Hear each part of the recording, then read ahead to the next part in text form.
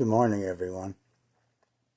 Today, I've waited pretty much my whole life to say this and to discuss this, but the past 5 years have been the most insidiously awful years I have ever spent in my life.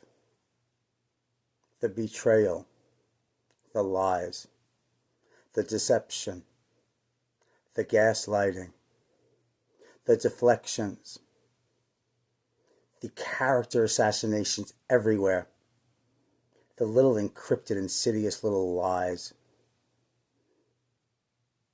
I'm done. I was done a long time ago. It is now a day of reckoning. I have flaws like everyone else. We were meant to be flawed. But I have been sold out to the highest bidder since I was a little boy. I was a beautiful, sensitive, kind, intelligent, empathic little boy. I was made to feel like a sissy, like a piece of feminine garbage.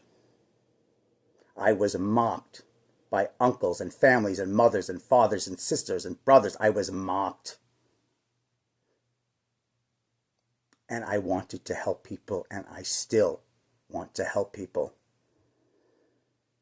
I've been loving these adults since I was a little boy, a precious little boy. And deep down inside, I am still precious. I am not taking this abuse. And what has transpired the past 5 years, is unbelievable. Unbelievable. I am not afraid of that person that wrote that cease and desist. That was the most disgusting thing yet. And that was the catalyst for the complete disgust that I am feeling for this situation. And I will not speak calmly. I'm not going to practice this 100 times. If the world, how grandiose, if the town or whoever watches this cannot understand that someone who has been traumatized, not a victim, this was meant to happen, apparently, because there is a deep lie. And it's not just within my family. Check around. In fact, the people that point the most have the most to deflect from. But I know this past 5 years, what my aunt has done is disgusting. I could have went to the police department 4.5 years ago and taken that psychotic letter that was written by my family that everybody seemed to, 5 years have gone by and we're still dilly-dallying. I would love to see. I'm not crazy enough to see it, but I would love to knock on one of your aunt's doors, ask them to house me for 5 years while I psychologically try and mess with you, subtly and covertly and encrypted like. With my aunt cheering with pom-poms, the one that I listened to because her father destroyed her life. And I had nothing but compassion for these women, ravaged, probably for millennia, or at least decades and decades and decades.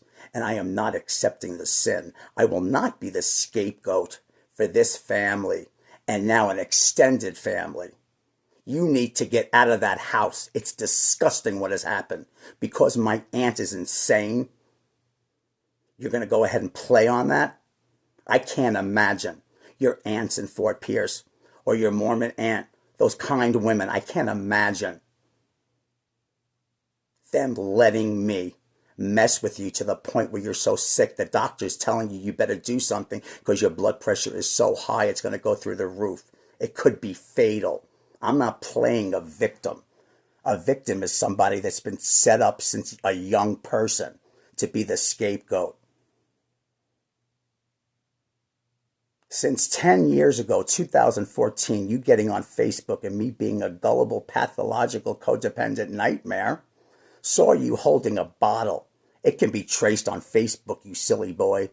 2014, crying, holding a bottle, crying, saying that you were going to unalive yourself. And I drove up there like some twisted superhero, and the rest was history.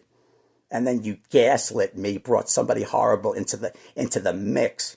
and then gaslit me to almost the point of death. And the things that you have, I'm sorry, unalive. I will beep that out. I'm not going to redo this. How dare you? And my aunt, what you have done is so disgusting. It is so disgusting to see that letter. His aunts would have been on my ass so fast. It fucking New York second.